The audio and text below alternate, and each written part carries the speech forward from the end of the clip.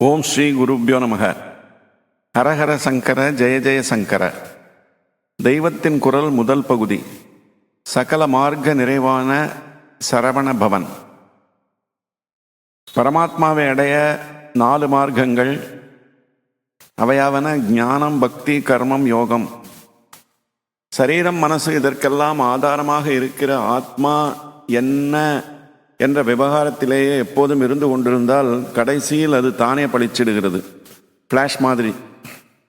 இதுதான் ஞானம். அங்கே அறிகிற ஜீவாத்மாவுக்கும் அறியப்படுகிற பரமாத்மாவுக்கும் பேதமில்லை. எல்லாம் ஒரே சாந்த சமுத்திரமாக அடங்கிவிடுகிறது.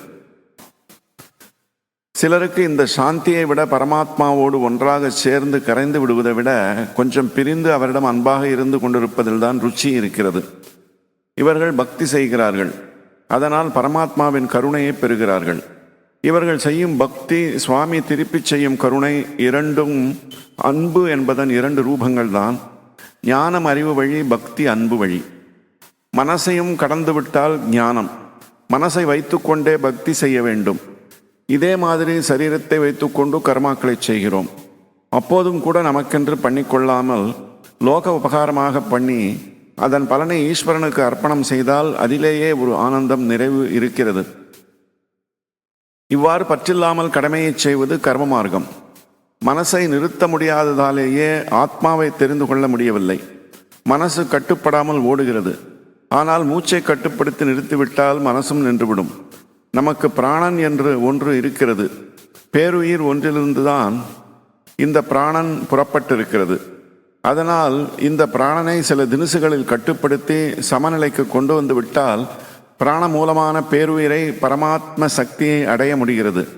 இதற்கு யோக மார்க்கம் என்று பெயர். சுப்பிரமணிய சுவாமியை பற்றி நிறைய கதை சொன்னேன். இன்னும் எத்தனையோ கதைகள் இருக்கின்றன.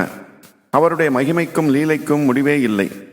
இத்தனை கதைகள், தத்துவங்களிலிருந்தும் தெரிவது அவர் ஞானம், பக்தி, கர்மம், யோகம் எல்லாவற்றுக்கும் முடிவான பரம சத்தியமாக இருக்கிறார் என்பதுதான். முருகன் என்றால் ஞான பண்டிதன். ஞானோபதேசம் என்பது நினைவுக்கு வந்துவிடுகிறது. அத்வைத ஞான ஸ்வரூபமாகவே அவரை திருப்புகழிலும் கந்தர் அனுபூதியிலும் அருணகிரிநாதர் சொல்லி இருக்கிறார். நான் வேறு எனாதிருக்க, நீ வேறு எனாதிருக்க, ஏகபோகமாய் நீயும் நானுமாய், இருகுவகை பரம் சுகமருள் யானாகிய என்னை விழுங்கி வெறும் தானாய் நிலை நின்றது தற்பரமே. பக்தி மார்க்கத்தில் முருகன் முடிவாக இருப்பதை சொல்லவே வேண்டாம். அடியார்களின் பக்தியையும் அவர்களிடம் கருணையையும் தான் புராணக் கதைகள், சம்ஸ்கிருத ஸ்தோத்திரங்கள், தமிழ் துதி நூல்கள் எல்லாம் விஸ்தாரமாக சொல்கின்றன. இவற்றில் எல்லோருக்கும் ஒரு சில திருப்புகழ்கள், திருமுருகாற்றுப்படை, சுப்பிரமணிய புஜங்கம் ஆகியனவாவது மனப்பாடமாக தெரிந்திருக்க வேண்டும். கர்மா என்று எடுத்துக்கொண்டாலும் குமாரில பட்டராகவும் ஞான சம்பந்தராகவும் அவதரித்து அவரே இந்த மார்க்கத்தை ஸ்தாபித்திருக்கிறார். அப்பர் சுவாமிகள் தாச மார்க்கம் என்ற வழியில் எப்போதும் லோகக்ஷேமத்துக்காக ஊழியம் செய்து கொண்டே இருந்தவர். அவர் என் கடன் பணி செய்து கிடப்பதே என்று சொன்னவர். இந்த வரி வருகிற செய்யுளின் ஆரம்பம் நம் கடம்பனை பெற்றவள் பங்கினன் என்பது. கடம்ப மாலையை விரும்பி அணுகின்ற முருகன்தான் கடம்பன். முருகனை பெற்ற அம்பாளை தன் பாகத்தில் கொண்ட பரமேஸ்வரன் என்ற சோமாஸ்கந்த மூர்த்தமாக இங்கே அப்பர் சொல்கிறார். நிஷ்காமியமாக பணி செய்து கிடக்கிற பான்மையே முருகன் விசேஷமாக அருள்வான் என்கிற மாதிரி நம் கடம்பன் என்று ஆரம்பிக்கிறது. கடைசியில் யோகம் என்று சொன்னேன். இது பிராண மூலத்தை கண்டுபிடித்து அதோடு சேர்கிற வழி. பிராணசக்தி என்பது சரீரத்தில் மூலாதாரம் இருக்கிற இடத்தில் குண்டலினி என்கிற சர்பரூபத்தில் இருக்கிறது. நமக்கெல்லாம் அதன் மகாசக்தி தெரியவே இல்லை. அது குண்டலாகாரமாக சுருட்டி கொண்டு தூங்குகிற பாம்பாகவே இருக்கிறது. தூங்கும் பாம்பை தட்டி எழுப்புவதற்கு தான் யோக சாதனைகள் இருக்கின்றன. சுப்பிரமணியர் யோக விஸ்வரூபம். அதனால்தான் அவரை எப்போதும் பாம்போடையே சேர்த்து பேசுகிறோம். வாசுகி தக்ஷகாதி சர்ப்பஸ்வரூப தரணாய என்று முத்துசுவாமி தீட்சிதர் ஸ்ரீ சுப்பிரமணியாய நமஸ்தே கிருதியில் சொல்கிறார். ஆச்சாரியாலும் புஜங்கம் என்ற விருத்தத்தில்தான் ஸ்தோத்திரம் செய்கிறார். புஜங்கம் என்றாலே பாம்பு. நாகர் பிரதிஷ்டை, சஷ்டியில் நாகராஜா பூஜை எல்லாம் சுப்பிரமணியரை உத்தேசித்தே செய்கிறோம். தெலுங்கு தேசத்தில் சுப்பிரமணியரையே சர்ப்பமாக பாவிப்பதால் தான் பாம்பை சுப்பராயுடு என்கிறார்கள். அவரே யோகத்தின் நிறைவு. ஞானமும் யோகமும் முடிகிற இடத்தில் ஓர் ஆட்டம் அசைவு இல்லை, லோகமே இல்லை, உணர்ச்சிகளே இல்லை. இதெல்லாம் பட்டுப்போன இடம் அது. இப்படி பட்டுப்போன நிலையில் ஈஸ்வரனை ஸ்தானு என்று சொல்வது வழக்கம். பட்ட கட்டை என்று அர்த்தம். சுசீந்திரத்தில் ஸ்தானுமாலயன் என்று கேட்டிருப்பீர்கள். மும்மூர்த்தியும் சேர்ந்த ஸ்வரூபம். அதில் ஸ்தானு என்பது பரம வைராக்கியமான பரமேஸ்வரன்தான். உணர்ச்சி இல்லாவிட்டால் மரத்து போகிறது என்கிறோம் அல்லவா? அப்படி காய்ந்து மரமாக இருக்கிறவர் ஸ்தானு. பக்தி அனுகிரகத்திற்காக கருணையில் நனைந்திருந்த போது ஆர்த்தராக ஆதிரையனாக இருப்பவரே இப்படி ஞானத்தில் பட்டக்கட்டையாய் இருப்பார். அதே மாதிரிதான் அம்பாளும். கருணாமயமான அவரும் பரம விரக்தியாக இருக்கிற ஓர் அவஸ்தை, அதாவது நிலை உண்டு. அவள் எப்போதும் ஈஸ்வரனையே பற்றி படர்ந்திருப்பவள். அவர் மரமாக இருந்தால் இவள் கொடியாக சுற்றி கொண்டிருப்பாள்.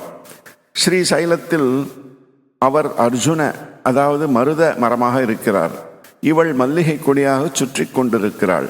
அதனால்தான் அவருக்கு மல்லிகார்ஜுனர் என்ற பெயர். அது நல்ல பசுமையோடு இருக்கப்பட்ட மரம். பட்டமரமாக அவர் இருக்கும்போது அம்பாள் என்ன செய்கிறாள்? பரமேஸ்வரன் பச்சை பசேலென்று கப்பும் கிளையுமாக ஒரு மரம் மாதிரி இருந்தால் அம்பாள் ஒரு பசுங்கொடியாக அவரை சுற்றி கொண்டிருப்பாள். அவர் பட்டமரமாக காய்ந்த கட்டையாக இருக்கும்போது அவள் என்ன செய்கிறாள்? அப்போதும் அவரை சுற்றி கொண்டிருக்கிறாள். ஆனால் பச்சை கொடியாக இல்லை, இலையே இல்லாமல் நார் மாதிரியான கொடியாக அவரை சுற்றி கொண்டிருக்கிறாள். அபரணா, அபரணா என்று அவளுக்கு ஒரு பெயர். பரணம் என்றால் இலையே இல்லாத கொடியாக இருக்கும்போது அம்பாள் அபரணாவாகிறாள்.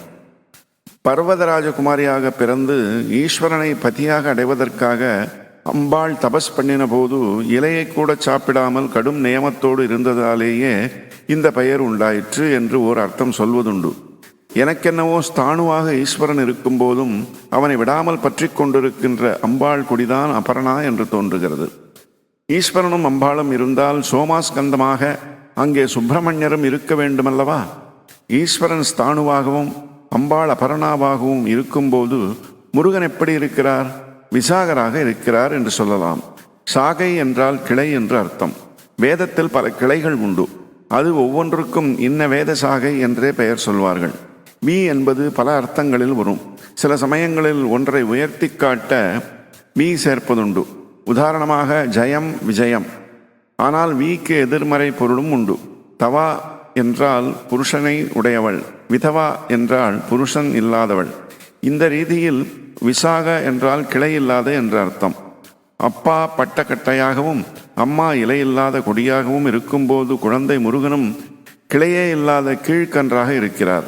இது பரம வைராக்கிய ஸ்வரூபம். சுப்பிரமணியர் பரம வைராக்கியமாக, ஞானியாக, ஆண்டியாக, தண்டாயுதபாணியாக இருக்கிறார். அவரே வள்ளி தேவா சேனாபதி சமேதராக கல்யாண சுப்பிரமணியராகவும் இருக்கிறார்.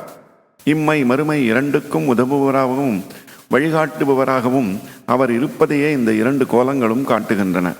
பாமர ஜனங்களிலிருந்து தேவர் வரையில் எல்லோரையும் ஒரே போல் அனுகிரகிக்கிறவர் அவர். வேடஸ்திரீயான வள்ளியை ஒரு பத்னியாகவும் தேவராஜகுமாரியான தேவசேனையை இன்னொரு பத்னியாகவும் கொண்டவர். பார்வதி பரமேஸ்வரர்களின் கடைக்குட்டியான அவர்தான் தேவர்களில் ரொம்பவும் குழந்தை. அவரே தேவநாயகனாக இருக்கிறார். தேனாம்பேட்டையில் சுப்பிரமணிய சுவாமி கும்பாபிஷேகம் நடந்தபோது தேவநாயகன் பேட்டை தான் தேனாம்பேட்டை ஆயிற்றோ என்று தோன்றிற்று. தேவாதி தேவ பெருமாளே என்று அருணகிரி தேவர் சொல்லுவார். அவரை நாம் எல்லோரும் பக்தி செய்து இகபர க்ஷேமத்தை பெற வேண்டும். இவ்விதம் பக்தி செய்வதற்காக நம்மை நக்கீரர் ஆற்றுப்படுத்திய நூல்தான் திருமுருகாற்றுப்படை. ஆற்றுப்படை உடைய முருகன் கங்கை ஆற்றில் பிறந்தவர். ஆறு தாங்கிய ஜோதியான அவர் ஆறெழுத்து மந்திரமூர்த்தி. ஆறுதலை கொடுக்கும் ஆறுமுகர், ஆறுபடை வீரர். அவரது வெற்றி நாளான மகாசஷ்டி துலா மாதத்தின் வளர்பிறை 6ஆம் நாள். துலா என்பது அவரது சமநிலையாகும். தராசு முனையை காட்டுவது. அது ஞானத்தில் எங்கும் சமமாக இருந்து கொண்டே லோகானுகிரகத்துக்காக அசுரர்களை வென்று பக்தர்களை ரட்சிப்பது என்ற பொருளாகும். வெளிப்பகையோடு உட்பகைவர் அறுவரையும் அழித்து நம்மை ஜோதி ஸ்வரூபமாக்குகிற சிகர ஜோதி அவர். மலைகளிலெல்லாம் மணிவிளக்காக மேலே நிற்பவர் அவர். கைலாச மலையில் ஜோதி பிழம்பாய் உதித்தார். திருப்பரங்குன்ற மலையிலும் திருத்தணிகை மலையிலும் தேவயானை வள்ளியரை மணர்ந்தார். பல மலைகளில் சேனையை வகுத்தார். கந்தமாதன மலையில் சூரனை வதைத்தார். பழனி மலையில் ஆண்டியாய் நின்றார். சுவாமி மலையில் ஞானமொழி பகர்ந்தார். தேவாதி தேவ பெருமாளான அவர் பெயரில் பெரியவர், நாம் சின்னஞ்சிறியவர். சின்னஞ்சிறிய நாம் தானியங்களுக்குள் சின்னஞ்சிறிய திணையை காட்டி அழைத்தால் அந்த பெரியோன் வருவான். சின்ன சின்ன தேனீக்கள் சின்ன மலர்களிலிருந்து எடுத்த தேனை விட்டு தினைமா பிசைந்து அவருக்கு நிவேதனம் செய்தால் நமக்கு மலர்ஷி என்ற தேனின் இனிமையை தருவார். தூய பசு மேய்ந்த தாவர லோகம், இயற்கை அழகு முழுவதற்கும் சாரமாக திரண்டு வந்த பசுநெய்யை மாவில் வார்த்து ஜோதி விளக்கேற்றினால் நம் மனத்திலும் அவர் ஞானச் சுடரை ஏற்றி வைப்பார். மாவிளக்கு என்று நாம் மாவிளக்கை அவருக்கு அர்ப்பணம் செய்தால் மாவிளக்கான அதாவது மகா தீபமான அவர் நமக்கு ஞான ஜோதியை தருவார். பரமேஸ்வர ஸ்வரூபனான அவருக்கு அரண்நாமம் சூழ்க என்று அவரே ஞான சம்பந்தராக வந்து சொன்னதற்கேற்ப அரஹரோஹரா என்று நம் பாபத்தையெல்லாம் எரிக்கச் சொல்லி பரமானந்த ஜோதியாக இருப்போமாக. அரஹரோஹரா. சகல சன்மார்க்க நிறைவான சரவணபவன் என்ற இந்த அத்தியாயம் இத்தோடு நிறைவு பெறுகிறது. ஓம் சாந்தி சாந்தி சாந்தி.